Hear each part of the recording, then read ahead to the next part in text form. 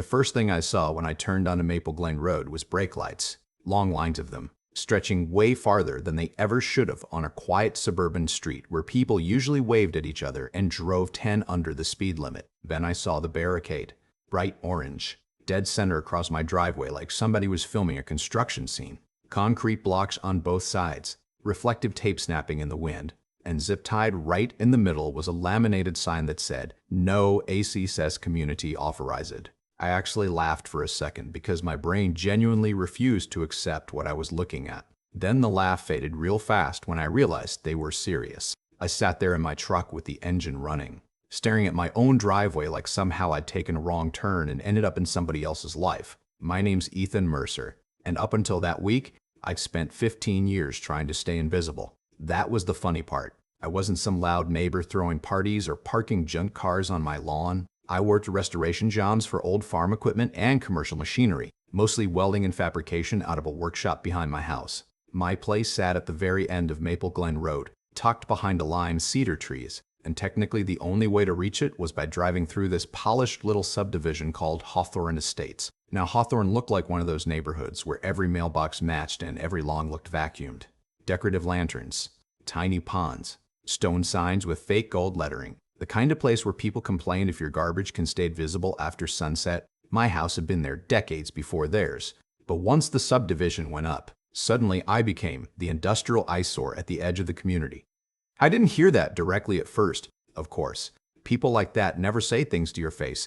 You hear it through contractors, delivery guys, landscapers. Amen. One of the HOA ladies was asking if your shop was even legal. Stuff like that. Still, I kept my head down. I figured if I ignored the whispers long enough, eventually they'd get bored and move on to somebody else's mailbox being the wrong shade of beige. But apparently they didn't, because while I was gone visiting my sister in Missouri for 4 days, they decided to make a move. I parked on the shoulder and climbed out of my truck, while people passing by slowed down to stare. One woman jogging with her golden retriever actually smiled at me like this was some normal misunderstanding. I walked up to the barricade and read the sign again. Community authorized. Not county authorized, not city authorized, community authorized, like the neighborhood had suddenly become its own country while I was out of town. I called the number on the sign and got voicemail for Hawthorne Estates Property Management. That was when my chest started heating up. Not anger exactly, not yet. It was that heavy kind of disbelief where your brain keeps waiting for common sense to enter the room. I ended up hauling my bags half a mile down the road because there was nowhere legal to park nearby. And by the time I got inside my house, I was sweaty, irritated, and honestly embarrassed. The weirdest part was the silence. Usually I loved how quiet my property felt at night, but that evening it felt different. It felt isolated, like somebody had decided I no longer belonged there. I barely slept.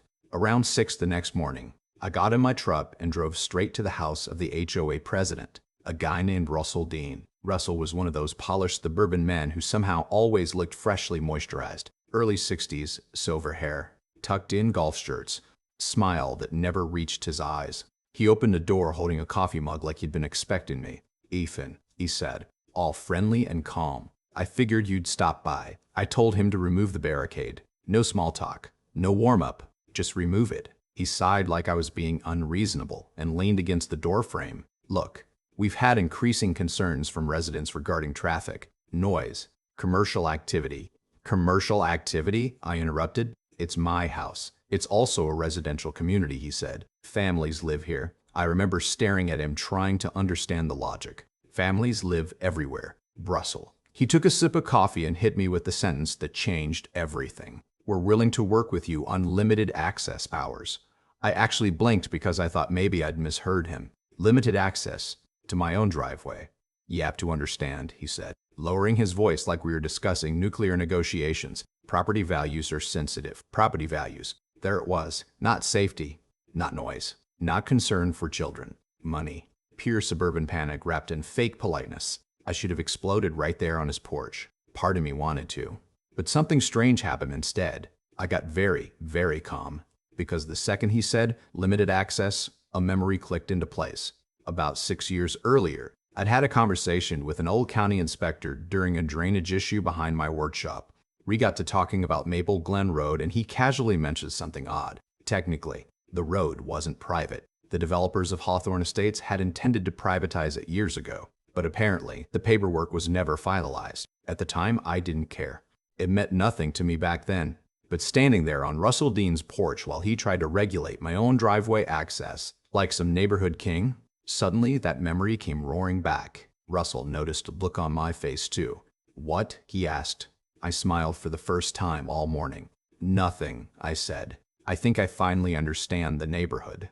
Then I turned around and walked back to my truck while he stood there watching me, probably thinking he'd won. What he didn't realize was this whole thing had stopped being about a driveway the moment they decided they could control where I belonged. And honestly, that kind of thing changes a man in ways you don't notice until later. I didn't go home after that conversation. I drove straight downtown to the county transportation office, and the whole ride there I kept replaying Russell's voice in my head. Limited excess hours. The arrogance of it was almost impressive, like somewhere along the line these people had convinced themselves they weren't neighbors anymore. They were gatekeepers. The county building smelled like old paper and burnt coffee, and honestly, it felt comforting. Real places usually do. No decorative fountains. No polished stone signs pretending to be luxury resorts. Just tired government workers trying to get through the day. I ended up speaking with a woman named Carla Jennings, probably late 50s, glasses hanging from a chain around her neck. The kind of person who'd seen every type of property dispute imaginable and no longer had patience for rich people drama. I explained the situation, expecting skepticism, but the second I mentioned Maple Glen Road, her eyebrows lifted. "Hawthorne Estates," she said. "Oh Lord. Those people again." That was encouraging. She pulled up records while I sat there trying not to get my hopes up too high. Then she turned the monitor slightly toward me and tapped the screen. "Well," she said, "you remember correctly. This road was never legally transferred to private ownership." I leaned forward. "So it's public, county maintained," she replied. "Always has been." I swear I almost laughed right there in her office. All those years of HOA newsletters talking about private community standards, all those fake authority signs, complete nonsense. Carla printed maps, easement records, maintenance logs, everything. Apparently the original developers went bankrupt during Phase 3 construction nearly 20 years earlier, and the legal transfer process was abandoned in the mess. Somehow the HOA still operated like they owned the street outright, probably because nobody ever challenged them. Until now. "Can they block access to my property?" I asked. Carla looked at me over her glasses like I'd just asked if raccoons should be allowed to run City Hall. "Absolutely not." That sentence hit me like cold water, because up until then, part of me had still wondered if maybe I was overreacting. Maybe I should compromise. Maybe this was just one of those situations where keeping the peace mattered more. But hearing a county official say it so plainly flipped a switch inside me. These people had knowingly boxed me out of my own home because they didn't like looking at my work trucks. That wasn't community management anymore. That was entitlement with landscaping. Carla helped me file a public access clarification request that same afternoon, and once the county confirmed the road's legal status, things started moving fast. Faster than I expected. Apparently counties get very interested when private citizens start placing unauthorized barricades on public roads. By Wednesday morning, county crews were already inspecting the speed bumps throughout Hawthorne Estates because none of them had permits either.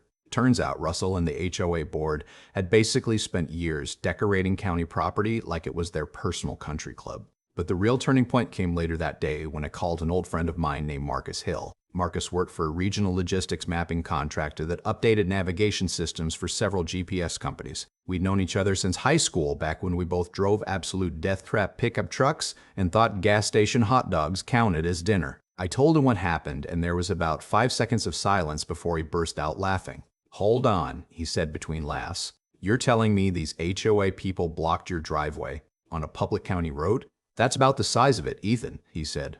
"That's the funniest thing I've heard all month." Then his tone shifted slightly. "You know what this means, right?" I knew exactly what he meant. Maple Glen Road connected 2 busy state highways. That for years, GPS systems avoided routing drivers through Hawthorne Estates because the HOA had marked the neighborhood as private access, which meant traffic algorithms intentionally bypassed it. But if the road status changed officially, everything changed. "How long would updates take?" I asked. Marcus whistled softly. "Couple days maybe, week max. And after that, he said, half this county's commuters are going to discover the fastest shortcut they never knew existed."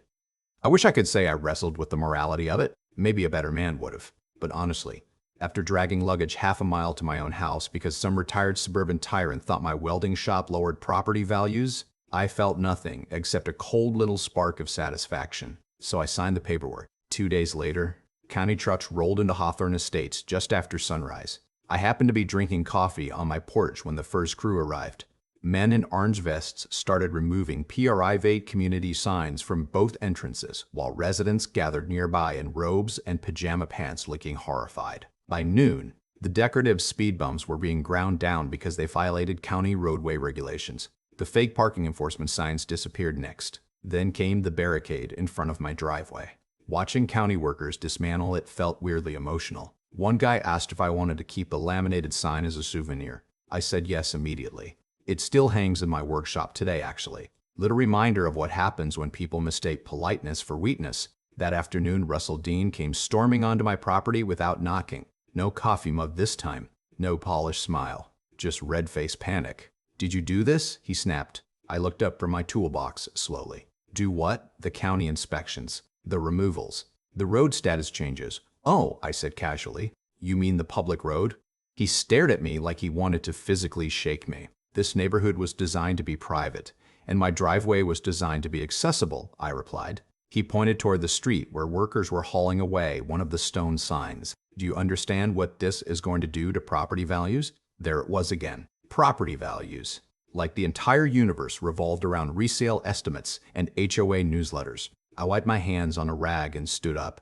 "You know what's funny, Russell?" I said. "You keep talking like this neighborhood existed first. My house was here before any of this. Before your ponds, your lanterns, your matching mailboxes."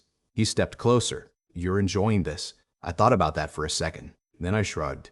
A little. That almost broke him. He walked off muttering under his breath while I stood there listening to construction equipment echo through his precious peaceful subdivision. But the real chaos hadn't even started yet, because 3 mornings later, the map systems updated. And overnight, Hawthorne Estates stopped being an isolated suburban bubble and became the most efficient commuter shortcut in the entire west side of the county. The first Monday after the update, traffic started around 6:15 a.m. At first, it was just a few delivery vans, a couple rideshare drivers. By 8 o'clock, Maple Glen Road looked like a miniature freeway. Sedans, work trucks, school traffic, food delivery scooters, people flying through because GPS kept shaving 12 minutes off their morning commute. I sat on my porch with coffee watching strangers stream past million-dollar homes while residents stood outside looking shell-shocked. By the end of the week, it was total madness. Parents complained online that they no longer felt safe letting kids bike outside. The HOA inbox got flooded with angry emails.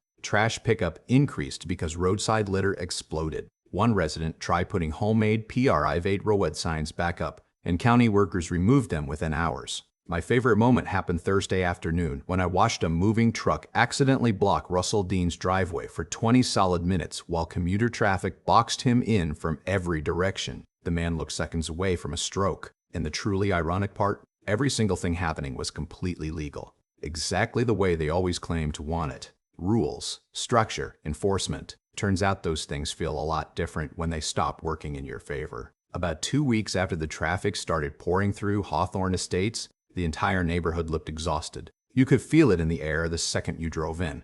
People who used to wave politely while walking designer dogs now stood outside with crossed arms watching endless lines of commuters crawl past their flower beds. The little fake utopia vibe was gone. Even the pawns looked irritated somehow. One afternoon, I was out in my workshop rebuilding an old tractor transmission when I heard tires crunching down my gravel driveway. I stepped outside, expecting another delivery truck, but instead I saw 3 people walking toward me together. Russell Dean, a woman from the HOA board named Linda Carver, and some younger guy in a polo shirt carrying a folder like he was heading into a hostage negotiation. For a second, nobody spoke.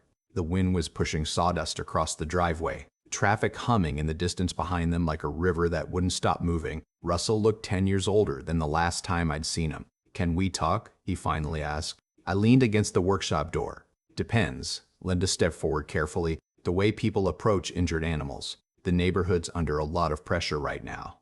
I almost laughed. Pressure. Interesting choice of words, considering these were the same people who'd locked me out of my own property without losing a minute of sleep over it. The younger guy opened the folder and started talking in that rehearsed corporate tone people use when they're trying to sound reasonable after behaving terribly. We believe there may be an opportunity here to restore a cooperative relationship between all parties involved. I stared at him. Did you practice that in the car? Linda shot him an annoyed look while Russell rubbed his forehead. Then, finally, for the first time since this whole thing started, somebody told the truth. People are furious, Russell admitted quietly. Homeowners are threatening lawsuits against the board. Deliveries are getting delayed. Kids can't play outside safely anymore. He paused, looking out toward the road where another wave of cars rolled by. It's chaos. There was something strangely satisfying about hearing him say it out loud. Not because I enjoyed seeing people miserable exactly. Honestly, some of the residents were perfectly decent folks who got dragged into this by a bored drunk on control. But Russell needed to understand what happens when you treat somebody like they don't belong in their own home. Actions spread. Consequences multiply. Communities crack apart. I folded my arms. So what do you want from me? Linda answered immediately. Help us petition the county for traffic calming measures. You mean speed bumps? I asked. Her face tightened. Legally permitted ones. I let the silence sit there for a few seconds, long enough to make everybody uncomfortable. Then I asked the question I've been carrying around since day one. Why did you really do it? Russell looked confused. What? The barricade, I said. Why'd you really block my driveway? Nobody answered right away. Then Linda sighed. You want the honest answer? That'd be refreshing. She looked genuinely embarrassed. Some residents complained your property made the neighborhood feel less exclusive. There it was. Not safety, not noise, not traffic, exclusivity. I nodded slowly because somehow hearing the truth hurt less than all the fake excuses. You know, I said quietly, my dad built that workshop himself before any of you people ever moved here. The words came out rougher than I expected. I learned welding in that building when I was 12 years old. Russell shifted uncomfortably, but I kept going. When my wife got sick years ago, that workshop paid for her treatments. When she died, it was the only place I could stand being in for months. Nobody spoke. Traffic rolled by in the distance while the wind rattled the cedar trees around my property. And you all reduced it to an inconvenience on a property value spreadsheet. Linda actually looked ashamed. The younger guy stared at the ground. Russell opened his mouth twice before finally saying, We didn't know. You didn't ask, I replied. That landed hard. You could see it on their faces. Because the truth was, this whole thing started long before the barricade. It started the moment people stopped seeing neighbors as human beings and started seeing them as threats to aesthetics. After a while, Russell cleared his throat. What would it take to fix this? I looked past them toward the endless stream of commuter traffic moving through their perfect little subdivision. Honestly, I'd already won. The county was on my side. The road would stay public permanently. There was no undoing that now. But somewhere during all this anger and pettiness and revenge, I realized I didn't actually want to destroy the neighborhood. I just wanted them to understand they couldn't erase people because they looked inconvenient. So I made them a deal. Every unauthorized restriction near my property would be removed permanently. The HOA would issue a written apology acknowledging they had no authority over my driveway access. And instead of trying to hide my property from the community, they'd fund a proper sound barrier and tree line between my workshop and the residential section of the neighborhood. Not because they could force me out, but because good neighbors compromise after they stop acting insane. A week later, they agreed to everything. The apology arrived certified mail, signed by the entire board. County-approved sound barriers went up that fall along with dozens of cedar trees. Traffic eventually settled too. Once the county added legal traffic controls and adjusted routing patterns, Maple Glen Road stayed busy, but manageable. And every now and then, I still catch people slowing down while passing my workshop, probably wondering if I'm the guy from the HOA mess they heard about online. Funny thing is, some residents wave at me now. Real waves too. Not those tight fake suburban smiles. A couple even brought over beer one weekend while I was rebuilding an old Ford engine. Turns out once fear and ego get stripped away, people become people again. But here's the part I still think about sometimes. If they had just knocked on my door in the beginning, if they'd treated me like a neighbor instead of a problem to contain, none of this would have happened.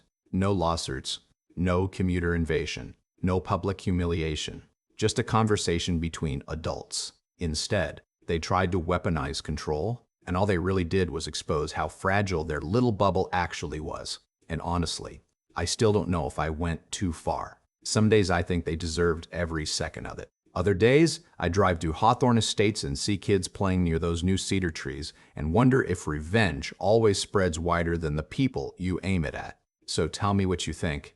If someone tried to block access to your own home because they didn't like the way you lived, would you have done the same thing I did, or would you have handled it differently? Let me know in the comments.